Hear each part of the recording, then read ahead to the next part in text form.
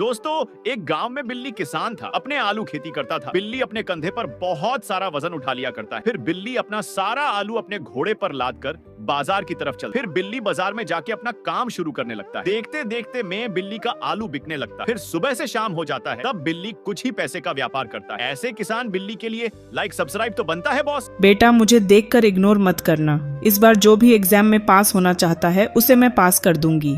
तुम्हें मेरा भी एक काम करना पड़ेगा। तुम्हें इस वीडियो को लाइक और चैनल को सब्सक्राइब करना होगा और 5 सच्चे मित्र को शेयर करना होगा।